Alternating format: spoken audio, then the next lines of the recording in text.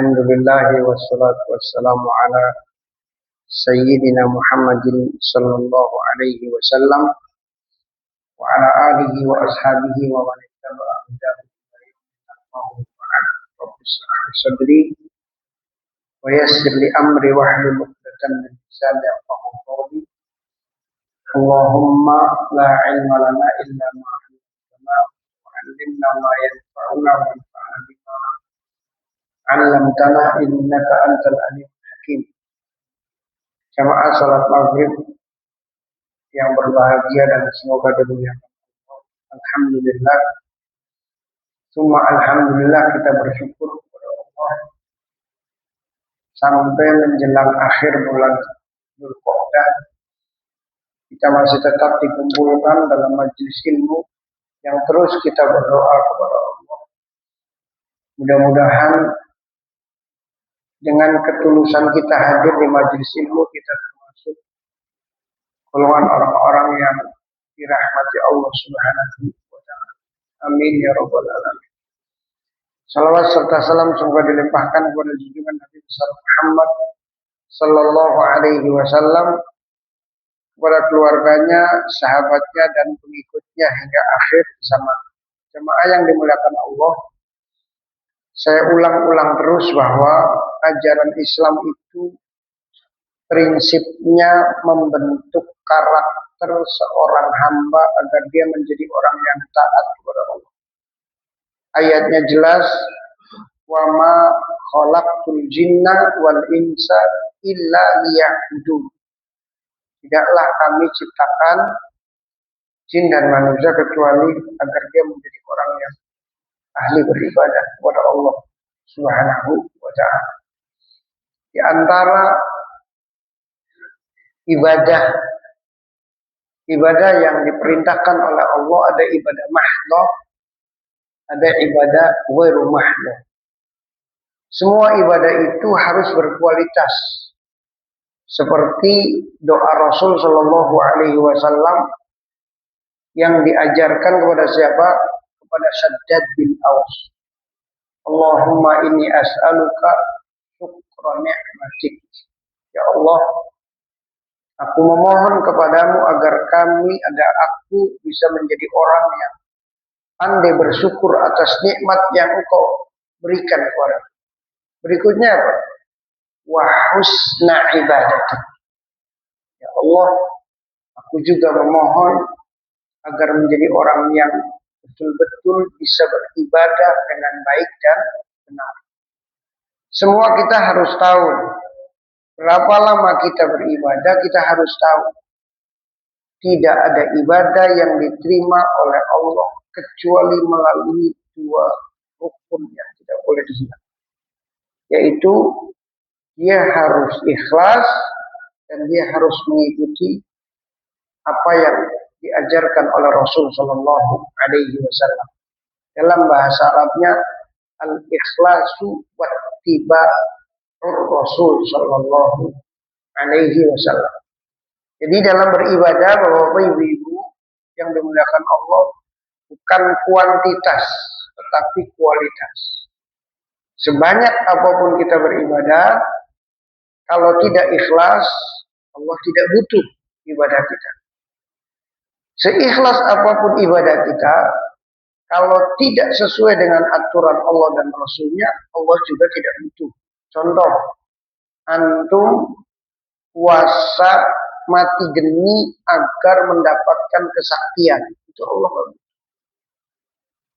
Ada orang puasa bukannya hanya pakai putihan saja. Tidak boleh memakan yang bernyawa, itu tidak boleh. Karena kata Allah, la tuharrimu ma ahallallah. Hei Muhammad, jangan kamu sekali-kali mengharamkan apa yang dihalalkan Allah. Jadi tidak boleh kita ngarang dalam beribadah. Kita tidak boleh dengan asal-asalan dalam beribadah. Sekali lagi, Islam dalam masa 13 tahun di Mekah itu membentuk karakter yang bertauhid. Bagaimana karakter yang bertauhid itu? Kalau Allah dan Rasulnya memerintahkan, tidak akan pernah menolak. Contoh, ada kejadian di zaman Rasul. Datang seorang sahabat. Rasulnya, Rasul, Assalamualaikum kulanubun. Terus terang saya hari ini lapar. Rasul langsung ke istrinya. Istri pertama, istri kedua, istri ketiga jawabannya sama. Ya Rasul, di rumah tidak ada apa-apa kecuali air. Bayangkan, Rasulnya memberikan contoh yang baik, istrinya memberikan contoh yang baik. Kenapa? Karena karakternya sudah bagus, bertauhid. Bayangkan, lamun wong wadon zaman biyen anak tamu laki terus ngomong, Bu, anak panganan ning jero. Jawabannya apa? Sampeannya naruh duit pira? Ya beli kira-kira. Ya. Lah apa wong sampean orang mau bayar duit ora apa? Ya. Tetapi istrinya Rasul karena karakternya sudah terbentuk dengan tauhid yang bagus, jazakumullah. Jawabannya apa? Mohon maaf, di rumah tidak ada apa-apa kecuali beli nyewoti laki beli. Zaman kini anak beli wong wadon nyewoti laki. Oke. Subhanallah. Kemudian setelah tidak ada semua, Rasul datang kepada sahabat yang sedang berkumpul. Wahai para sahabat-sahabat, siapa yang ingin memuliakan tamuku di rumahku tidak ada. Ada salah satu sahabat yang langsung ngaku tamu. Ya Rasul saya, padahal di rumahnya belum tahu ada makanan atau enggak. Itu maksud saya contoh karakter yang sudah jadi. Kemudian ke rumahnya, tamu itu dibawa. Langsung nyampaikan ke istrinya juga. Nih, tolong jamu tamunya Kanjeng Nabi Muhammad Sallallahu Alaihi Wasallam. Lihat, istrinya Rasul hebat, istrinya sahabat juga hebat. Apa yang disampaikan oleh istrinya? Tidak ada makanan kecuali nganggo bocah-bocah. Bayangkan. Lihat, sampean orang ngomong ya kan? Ya beli kira-kira. Namun zaman gitu. Terus kata sahabat itu sudah nyalakan lampu, hidangkan. Pada saat tamu itu makan, matikan. Kita nggak usah makan. Khusus untuk tamu. Angel boten Bu Pak. Angel. Ya, angel pisan. Makanya kita ini kadang-kadang sering membohongi diri kita sendiri. Pengennya kita masuk surga, karakternya buruk. Pengennya kita masuk surga, tapi kita tidak mau tunduk sama Allah dan Rasulnya. Pengennya kita masuk surga, tapi ngilangin watak kang besak angele nuju, termasuk pula. Dan sampean semuanya silakan. Saya sendiri susah untuk merubah karakter buruk menjadi baik. Maka kita hari ini masih melanjutkan tentang hati-hati tentang bahaya dusta. Ya kemarin gitu ya. Yang pertama, in'idamu al-amr wa tuma'nin. Hati-hati bapak-bapak ibu-ibu yang dimuliakan Allah. Salah satu karakter yang dibenci oleh Islam dusta. Bahayanya apa? Karena pendusta itu tidak pernah akan aman di dunia apalagi di akhirat, dan dia tidak pernah akan tenang hidup. Ya, yang kedua, hatinya sakit, yumarrid al-qalb. Pendusta itu dapat menyebabkan pelakunya menjadi hatinya sakit.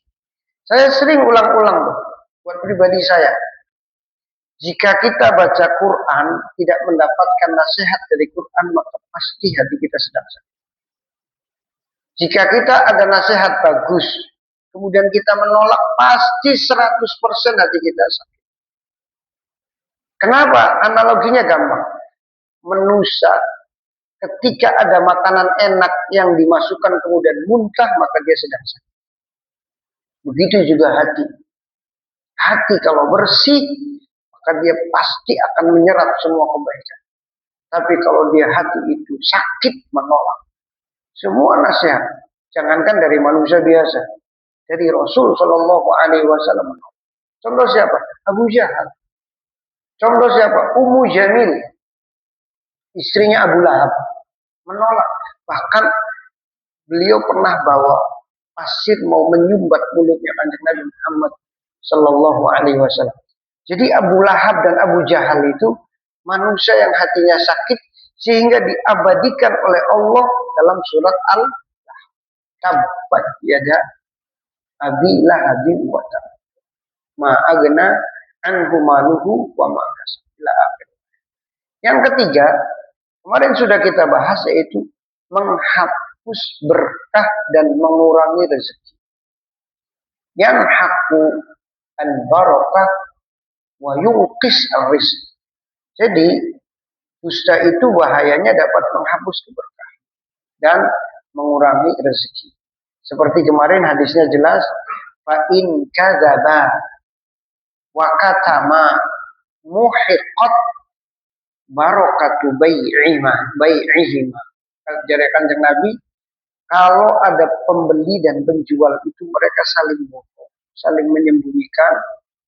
Anak pembeli bohong, anak pirang-pirang. Ya lu diimbui, loli, kane meleng ditambahi dewek. Anak ini uang tuku. Anak tuku buah, ya lu diimbui dituai loli, itu melek anjing. Bahkan pembelian curang itu sering sekali terjadi. Ada orang belanja di sini ada daging meleng sedikit, ini ambil pembeli yang pendusta.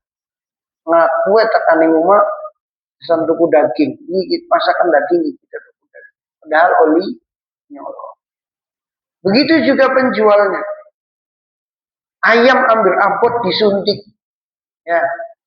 Buah-buahan ambil manis disuntik. Segala-gala sekarang serba suntikan kan. Ayam disuntik, buah-buahan disuntik, bahkan manusia kemarin corona disundiki kabeh. Ambil larang. Manusia zaman corona disundiki. Itu jangan salah loh. Itu jelas-jelas program mereka wong-wong kang pendusta jual beli obat. Sekarang penyakit bisa digawe zaman ini. Penyakit bisa digawe. A'udzubillah, summa a'udzubillahi min dzalik. Makanya lihat sekarang, anak wong watuk biasa bengen sih, anak wong watuk awas sih corona. Anak wong bersin awas sih corona. Nggih mboten? Dan sudah saya buktikan secara praktek di Jemaras tidak ada social distancing. Waras kabeh kasih mati gara-gara sholat jamaah mati langka. Saya setiap kemana saja nggak pakai masker, kecuali masuk ke satu ruangan wajib pakai masker. Saya bilang silakan kasih saya masker. Ning kereta beli nganggo masker. Karena saya mau memerangi ini berjuang. Nggak mungkin ada satu penyakit yang obatnya mau didatangkan pakainya apa itu yang dari pusat polisi itu yang apa namanya Brimob ya. Ini komplit. Kenapa? Pada takut begitu. Karena memang di sana ada sesuatu ya. Bahkan apalagi kalau sampai kita sudah berbicara tentang korupsinya, alhamdulillah turunan duit yang diturunkan waktu zaman corona itu dilegalkan oleh negara yang korupsi wallahu a'lam. Maka bahwa ibu-ibu hilang berkah. Kemudian rezekinya semakin dikurangi. Yang berikutnya kemarin dimurkai dan direndahkan di mata manusia. Ya, pendusta itu semuanya dibenci dan direndahkan di mata manusia. Langka kita menyanjung pendusta. Cuma masalahnya hari ini pendusta disanjung. Iya enggak Bu, pendusta disanjung? Iya enggak Pak? Maka kapan pendusta disanjung? Maka anak pencalonan para pimpinan. Baik desa, kabupaten, provinsi, sampai pusat. Contoh, bagaimana pendusta tidak disanjung? Wong Arab nyalonang kubu, lupai, nyuap, nganggo itu bohong apa benar? Bohong apa enggak? Ada beliwani, pasti bohong. Nanti ngeruk dia selain. Jarang sekarang orang mau jadi pemimpin murni, jarang. Berarti dia membohongi dirinya sendiri. Nah itu hari ini masalah besar, pendusta itu disanjung. Wong sejahat apapun, kalau mau pemilihan, Bruk tekani ngomong ngupai 5 juta pengumuman, dipilih modern. Jujur, dipilih. Dan sejahat apapun manusia, mau jadi calon bupati wis. Tapi masyarakat pegagan, pilihan kula. Setiap umat tak 5 juta dipilih modern. Itu berarti kita menyanjung pendusta. Ya, dan itu nyata. Maka kenapa masyarakat menjadi rusak? Karena justru kita menyanjung pendusta, menyanjung pembohong, dan seterusnya dan seterusnya. Kemarin yang keenam apa? Yang kelima, susah mendapatkan hidayah dan taufik. Ini yang paling berat. Jadi para pendusta itu dia tidak akan mendapatkan petunjuk dan tidak akan mendapatkan taufik. Bapak-bapak, ibu-ibu yang dimuliakan Allah, sekali lagi saya sampaikan. Kenapa kalau ada azan hayya 'alas shalah bunyinya la haula wala quwata illa billah. Kalau hayya 'alal falah la haula wala quwata illa billah. Karena apa? Karena kita ini tidak akan pernah bisa melakukan kebaikan apa saja kecuali atas taufik dari Allah. Dan terbukti mungkinnya beli wong kebegakan sekitar masjidin. Maka dan sembahyang kabeh mboten. Dan satu. Yang kedua, pada jamaah di masjid mboten. Nah, itu kita bersyukur kepada Allah, kita diberikan taufik oleh Allah mampu berjalan. Karena wong Wanagiri, karena wong Jemaras, karena wong Benteng, itu digerakkan oleh Allah Subhanahu wa ta'ala. Sekarang yang keenam yang baru. Al-kadhibu sababun lihululil la'nati ala sahibi. Kemarin sudah belum? Sudah. Pendusta itu dia akan terlaknat. Ya. Kata Allah, "Tsumma nabtahil fanaj'al la'natallahi 'alal kadhibin." Kemarin sudah dibahas. Kemudian kita bermubahalah, maka orang yang pendusta akan dilaknat oleh Allah Subhanahu wa ta'ala. Kemudian yang ketujuh sudah belum? Belum. Sekarang masuk yang ketujuh. Al-kidbu bisa. Saya syukur bisa. Oh ininya belum bisa bukan?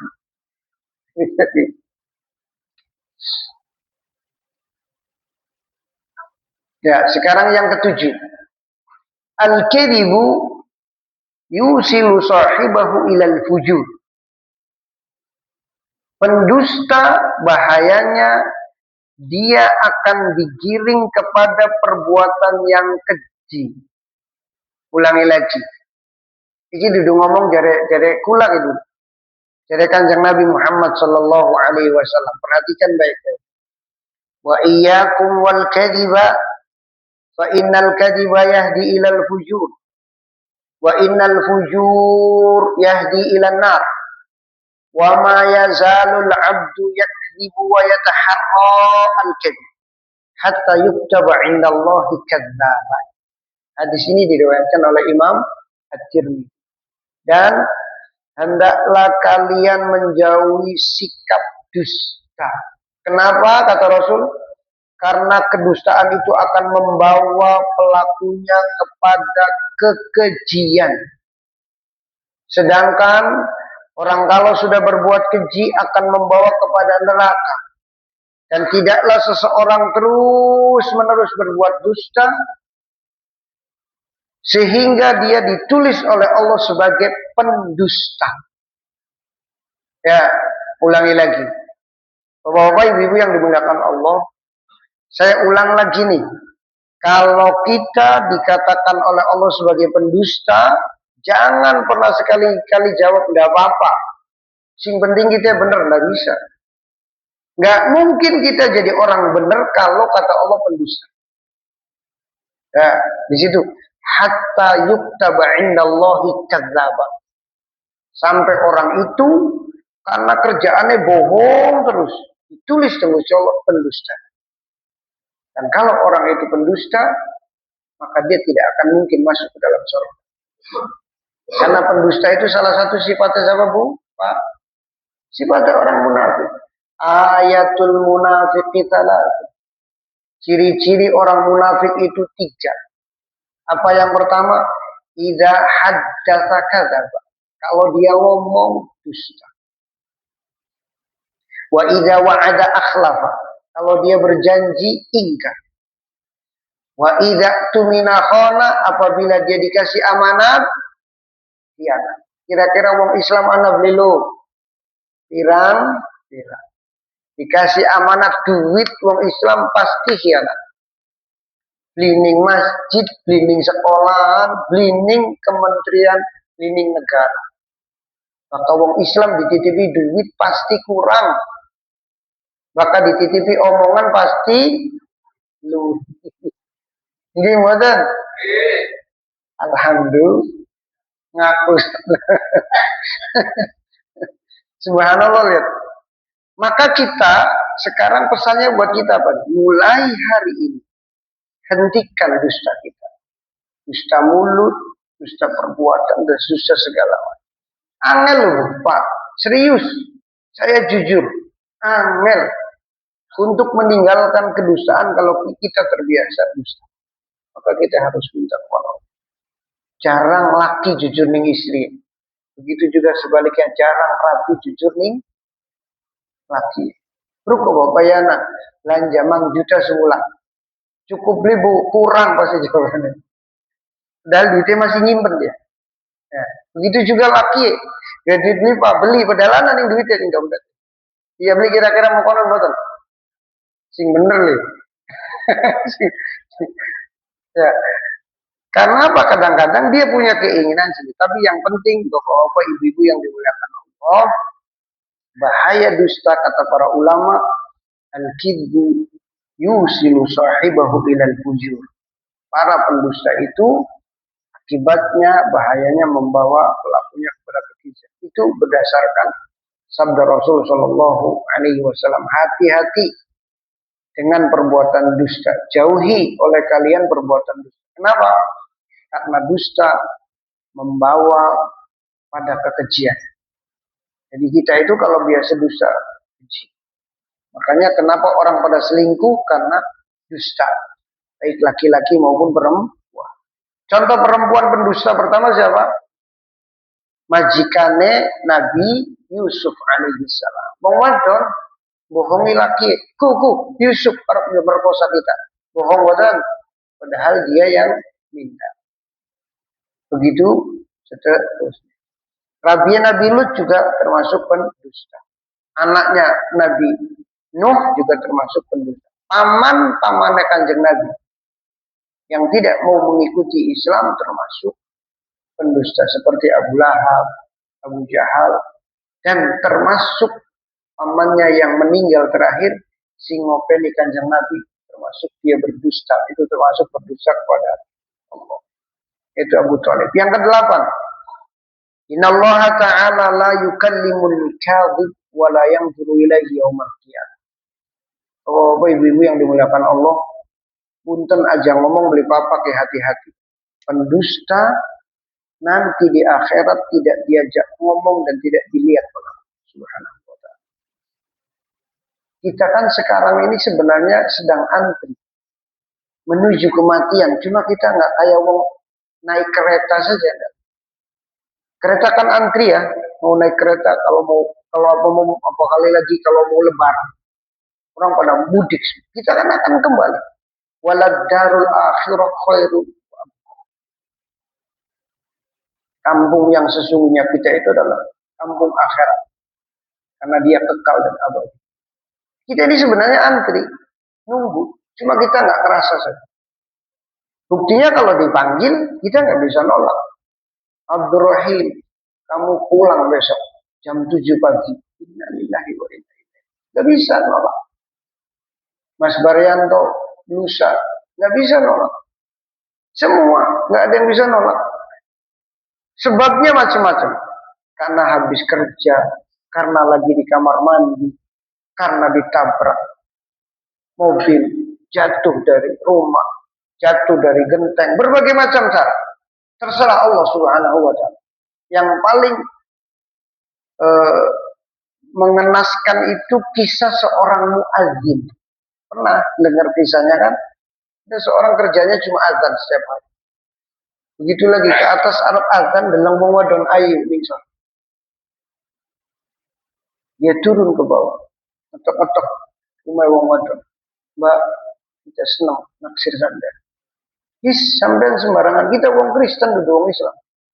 Orang apa-apa kita malah Kristen. Bayangkan. Ini di Mesir terjadi nyata. Nikah. Belum tidur bareng. Dia naik ke atas suruh meresin sesuatu di rumah. Jatuh dimatikan oleh Allah. Maka hati-hati dengan dusta. Karena apa? Karena dia di samping tidak diajak ngomong sama Allah, dia juga nanti tidak. Ini kata Rasul Shallallahu Alaihi Wasallam. Yang saya kasih tanda merah ini tandanya. Ini sanadnya. Haddatsana Abdullah bin Muhammad. Ini namanya sanad. Orang yang meriwayatkan hadis satu persatu itu namanya sanad. Ini namanya matan hadis. Salah satu la yukallimuhumullahu yaumal qiyamati wa la yanzuru ilaihim. Ada 3 golongan yang tidak diajak ngomong sama Allah dan tidak dilihat oleh Allah pada hari kiamat. Siapa dia? Rajulun halafa ala sil'atin laqad a'ta biha aktsara mimma a'ta wa huwa kadzibun. Ya, seseorang yang bersumpah atas barang dagangan, dia merasa memberi ake padahal dia tidak. Itu termasuk orang yang tidak dia, karena dia dusta. Wa rajulun halafa ala yaminin kadzib. Kemudian ada seseorang yang bersumpah dengan sumpah dusta ba'dal asli setelah asar. Liyaqtati abiha mala rajulin muslim, agar dia mendapatkan harta dari orang lain. Apa maksudnya? Adalah mereka orang-orang yang menipu untuk mendapatkan harta orang lain dengan sumpah. Kemarin contohnya apa? Yang terkenal adalah tentang investasi bodong kayak PSI. Jangan, wong sembayang kabeh kok. Ini warung Tegal gini kita bilang, warung Tegal depan alun-alun. Saya pas istirahat di situ, makan. Wis, ambil putih kabeh, mobil putih kabeh. Demi Allah, Cak. Aduh, demi Allah, enak, Cak. Oke, mobil kabeh. Ngarayu, Bang. Demi Allah, sampean duwe duit ning WSI, untungnya enak 5%. Ya beli kira-kira.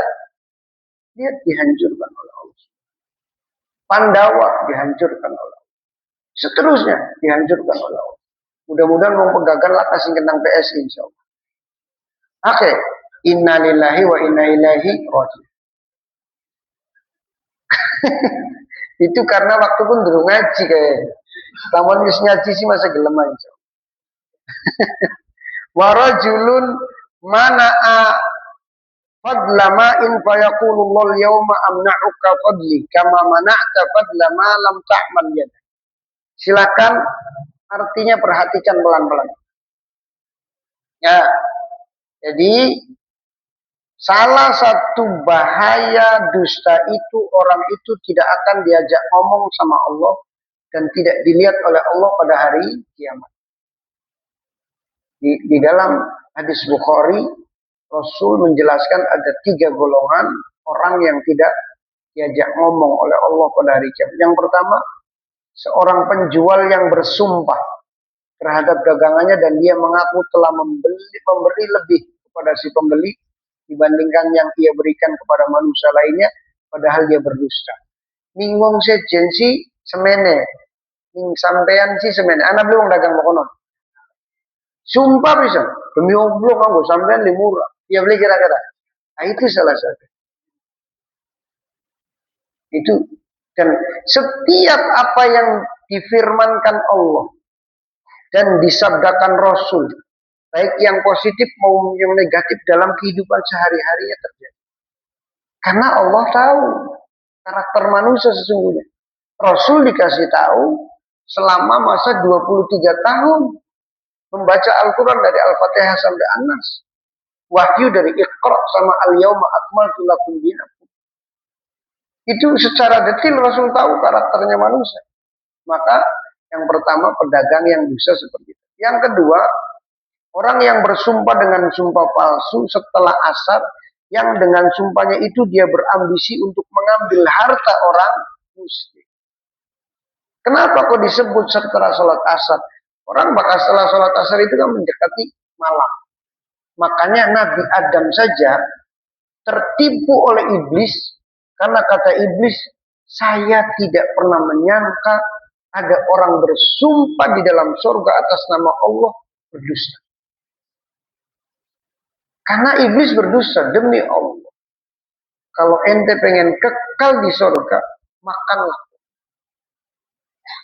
Dan dalam satu riwayat, kalau nggak salah di tafsir Ibnu Katsir, itu iblis masuk ke dalam surga melalui jalan pulang. Ya memang dia bisa menyerupai apa saja. Karena iblis itu melihat kita, kita tidak melihat mereka. Maka kita disuruh oleh Allah selalu meminta perlindungan kepada Allah dalam segala perbuatan apapun, kegiatan apa. Namanya al-isti'adah. Terutama kata para ulama, jika Anda mau membaca Al-Quran, mintalah perlindungan kepada Allah. Bayangkan, harapan baca Quran dikongkon maca a'udzubillahi minasyaiton. Fa idza qara'tal Qur'ana fasta'id billahi minasyaiton. Ternyata kan terbukti. Syekh Al-Masri ahli Quran menggauli santri lain. Kiai Ningpati menggauli lebih dari 50 santri. Kulalan panjenengan ini belum aman. Selama kita tidak berlindung kepada Allah, tidak. Karena tidak ada yang bisa mengamankan kita kecuali Allah. Bayangkan, dia masuk ke dalam hati kita kok. Alladzi yuwaswisu fi sudurin nas minal jinnati wal. Itu satu. Yang kedua, bagaimana kita tidak akan dusta? Korin kita melekat pada diri kita. Kata Rasul itu setiap manusia ada korin. Kemudian sahabat bertanya, apa engkau juga punya korin ya Rasul? Jawaban Rasul, iya. Tetapi Allah telah mengislamkan korin yang pada ada. Sedangkan korin yang pada kita jahat. Makanya kita disuruh oleh Allah agar terus meminta perlindungan, sumpah palsu sampai dilakukan karena orang yang sudah tergigit kuat oleh iblis. Bahkan dalam satu riwayat, jika seseorang sudah dikuasai iblis, maka dia bagaikan bola yang ditendang anak kecil. Kemana saja anak kecil itu menendang, dia akan menggelinding persis kita. Sembayang sih sembayang, tetapi perilakunya, aduh, kalau keinginan Gusti Allah dan Rasul. Sembayang sih sembayang, tapi tangannya masih dakwah. Sembayang sih sembayang, tapi mulutnya a'udzubillah. Sembayang sih sembayang, tapi pikirannya tidak pernah bersih. Hatinya selalu kotor dengan tetangga dan yang lain. Yang terakhir, yang tidak ada hubungannya dengan dusta, adalah orang yang tidak mau berbagi air. Orang yang tidak mau berbagi air itu orang yang tidak diberi oleh Allah, tidak diajak ngomong dan tidak dilihat oleh Allah Subhanahu wa taala. Terjemahannya, aku tidak akan beri karuniaku kepadamu karena kamu telah menghalangi sesuatu yang bukan buah hasil kerja. Air itu bukan dari hasil kita. Makanya dalam undang-undang di negara, air, bumi semuanya milik negara. Negara punya siapa? Punya Gusti Allah. Ya, air itu milik Gusti Allah, maka kita tidak boleh pelit. Maka dalam konsep Islam itu, sedekah yang paling bagus itu mengalirkan air kepada orang lain. Contohnya dalam di zaman Rasul, sahabat bernama Utsman bin Affan. Ketika bersaing bisnis dengan orang Yahudi, cerdas. Mau dibayari beli gelem? Mau. Disewa saja, oke. Kata Utsman bin Affan, oke. Namanya disewa oleh Utsman 1 minggu atau sebulan, seluruh masyarakat Madinah suruh mengambil air gratis. Begitu giliran orang Yahudi didol, dipayu. Itu lihat orang Islam yang karakternya bagus. Sekali, dua kali kuat, tiga kali bislah didol. Akhirnya dijual ke Utsman. Setelah itu kata Utsman bin Affan, wahai masyarakat Madinah, silahkan air ini gratis buat kalian semua. Itu satu. Yang kedua, Utsman bin Affan bawa barang dagangan ke Madinah. Kemudian mau dibeli oleh orang Yahudi. Saya kasih untung 100% mau. Langsung aja dagang mani ente. Sebab orang Yahudi tahu Utsman ki bahaya dagangnya. Enggak. Ente mau enggak? Kasih untung ke saya 700%. Ih, ya enggak mungkin. Oke, kalau enggak mungkin, saya akan jual ini dengan keuntungan 700%. Wahai penduduk Madinah, ambillah semua dagangan kami, saya dagang dengan Allah, yang pahalanya dilipatkan menjadi 700 kali lipat. Anak beli wong jangan makan makan. Idi angel begitu. Dikuat. Makanya yuk kita latihan pelan-pelan. Jangan salah loh. Menurut akal kita nggak mampu, tapi begitu iman sudah kuat. Banyak kan ada cara tolongnya. Itu kalau yang murni, orang yang hatinya baik, orang buta jualan kerupuk. Begitu ada anak mau jual bahan bekas atau buku bekas, dia untuk sekolah. Karena terenyuh mau sekolahnya dia bantu, padahal dia lagi buta. Asli itu. Tapi ada orang yang kaya pelitnya setengah mati. Seperti itu. Begitu dia dapat duit dari tolong itu, kemudian dia minta diantar temannya yang buta. Tolong diantarkan ke saya. Saya mau berbagi ke teman saya. Jadi memang ada orang yang kalau sudah dikasih petunjuk oleh Allah, ini hilang. Makanya kecerdasan itu bukan pada ini, pada hati. Kata Rasul, at-taqwa hati. Maka cerdasnya cuma ini tok. Hatinya nggak cerdas, biasanya pinter ngerekayasa. Laporan direkayasa, barang blesak direkayasa, gimana? Segala-gala direkayasa.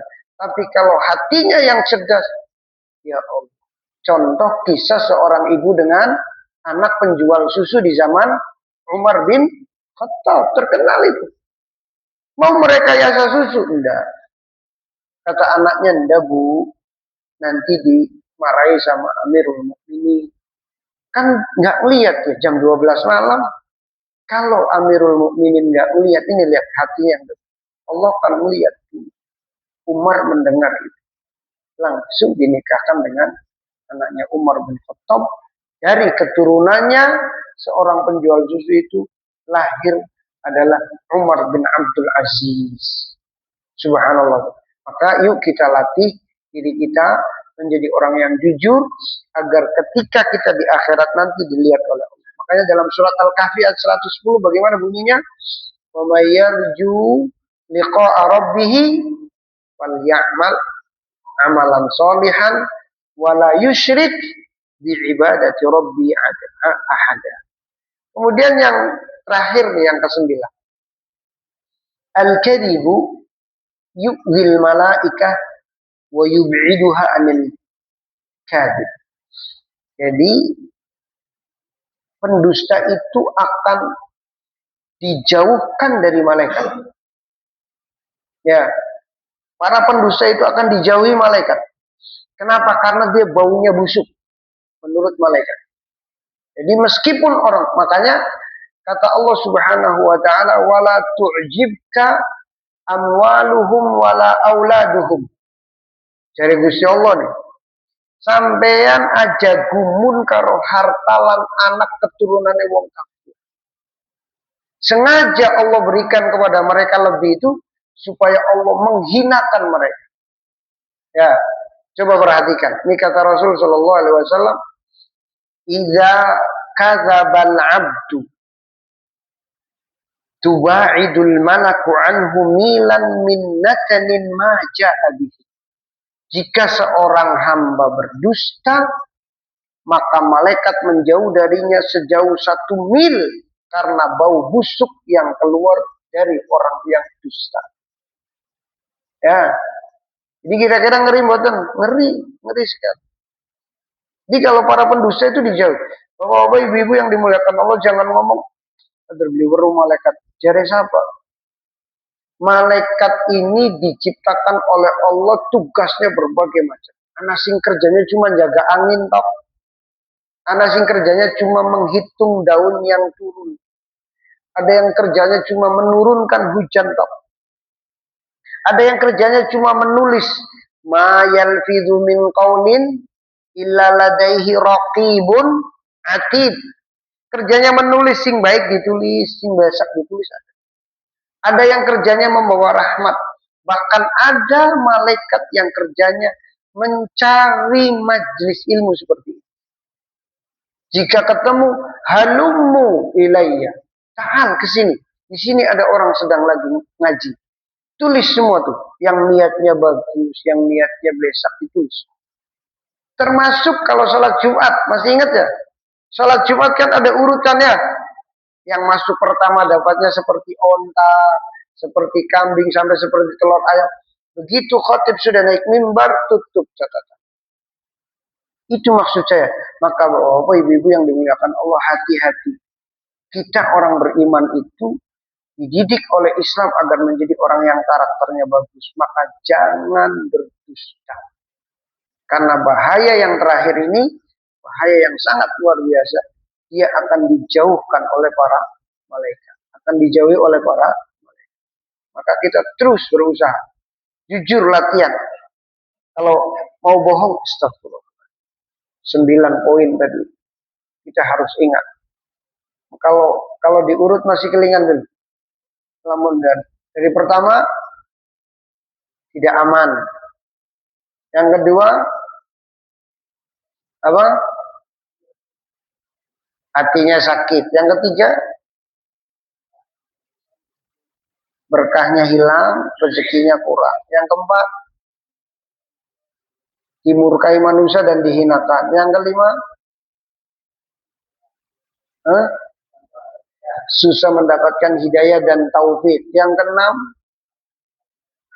dilaknat Allah Subhanahu wa taala. Yang ketujuh, dia akan terus melakukan kekejian. Yang kedelapan, tidak diajak. Nanti yang kesembilan itu. Yang kedelapan, yang kedelapan tidak diajak bicara oleh Allah dan tidak dilihat. Yang kesembilan dijauhi oleh para malaikat. Lamun seng ditutup bukunya kayak ingin. Insya nggak urut nggak apa-apa, tapi harus diingat terus. Pertama, tidak aman. Kedua, hatinya sakit. Ketiga, keberkahannya hilang. Keempat, dihinakan manusia dan dimarahi. Kelima, terus dia akan berbuat kekejian. Dan seterusnya dan seterusnya. Maka terakhir ini dijauhi para malaikat.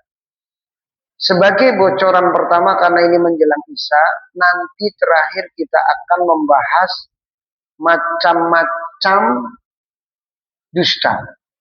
Maka sebagai penutup pertemuan ini saya tutup dengan ayat yang bunyinya, ya ayyuhalladzina amanu taqullaha wa kunu ma'as-shadiqin.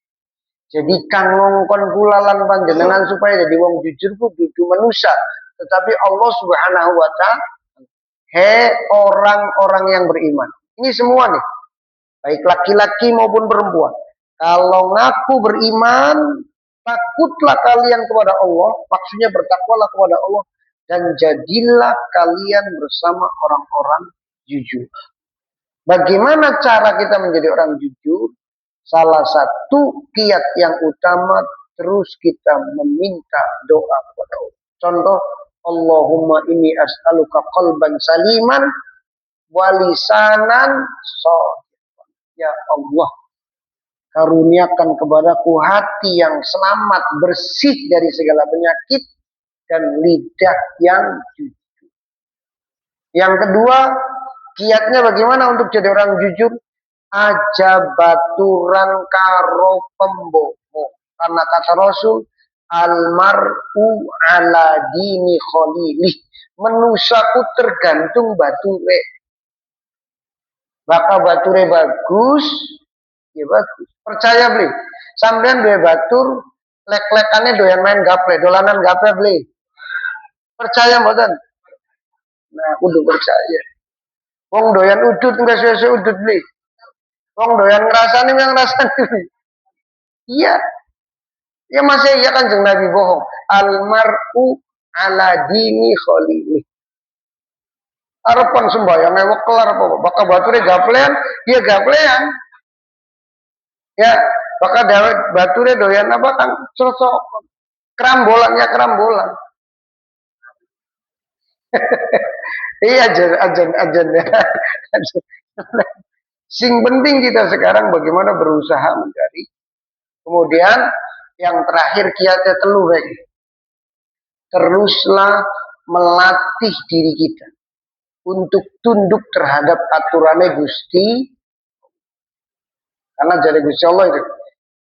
Wa maka nali mukminin wala mukminat. Loli wong wadon beriman lan wong lanang beriman idza qadallahu amra. Jika Allah telah menentukan satu perkara ayyakuna lahumul khiyar. Tidak boleh memilih selain perintah Allah. Makanya tadi contoh pertama itu di pembukaan saat pasti ngarep jamu tamu kita, saya ya Rasul. Padahal ning umay beli weru karena ingin menjadi orang yang terlatih itu nurut aturannya Gusti Allah lan Kanjeng. Nah, kita zaman kini kan enggak. Jadi Gusti Allah kembang tahajud mantuk. Jadi Kanjeng Nabi ya ke, wong Islamku minimale hatam Al-Quran sebulan sekali. Aduh Ustaz, boro-boro sebulan sekali. Ya beli kira-kira.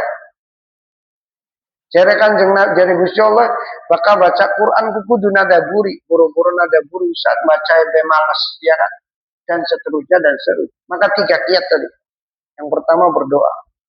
Yang kedua luru batur kang bener. Yang ketiga latihan untuk mengikuti aturan. Contoh gampang. Latihan pertama. Begitu azan seluruh kegiatan lepas sholat. Sholatnya wong lanang aja ning rumah, ayo ke masjid. Begitu punya duit sedikit, ada orang meminta kasih meskipun sedikit. Aja curiga, terserah bohong-bohongnya dia. Karena Kanjeng Nabi ngajarin Aisyah, wahai istriku, la tarudda miskinan walau bisyakki tamroh. Hei Aisyah, istriku yang tercinta, jangan pernah kamu menolak orang miskin meskipun dengan sepotong korma. Ya, alhamdulillah pas Isya, saya kira itu mudah-mudahan kita berdoa kepada Allah kita termasuk orang-orang yang diberikan kemampuan untuk selalu hidup jujur, untuk selalu hidup mengikuti aturan Allah dan Rasulnya, dan kita menjadi orang-orang yang husnul khotimah. Amin ya rabbal alamin. Mohon maaf kalau ada hal yang kurang berkenan. Subhanakallahumma wa bihamdik asyhadu an la ilaha illa anta astaghfiruka wa atubu ilaik. Assalamualaikum warahmatullahi wabarakatuh.